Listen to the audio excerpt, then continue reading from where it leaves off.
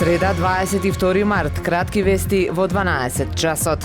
Охрид во мај ќе биде домаќин на 50-та Европска регионална конференција на Интерпол. Ова е прв пат досега да се организира ваква конференција на Интерпол во Македонија, што се совпаѓа со 100 годишнината од постоењето на Интерпол, но и 30 годишнината од зачленувањето на нашата држава во Организацијата на криминалистичка полиција. МВР, организацијата и одржувањето на конференцијата го смета за еден од најголемите и најважните настани, давајќи приоритет на меѓународната соработка, вклучувајќи го одбележувањето одредени јубилеи поврзани со одржувањето на овој настан.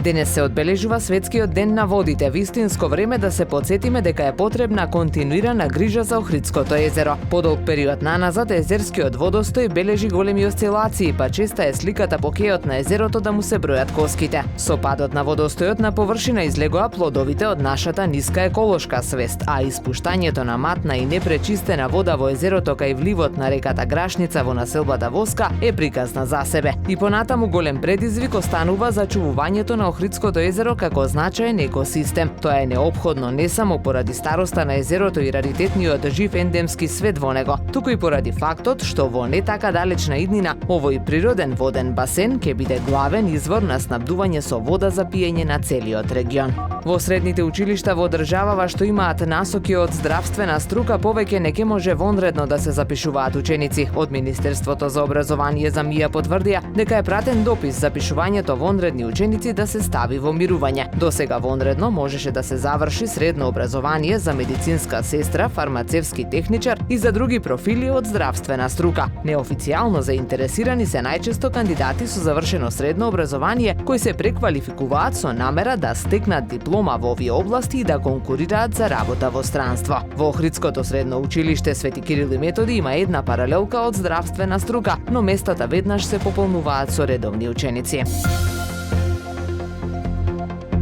Времето денес променливо облачно со сончеви периоди, дува слаб до умерен северен ветер. Максималната температура во Охрид до 14 степени. Повеќе информации на ohridpress.com.mk.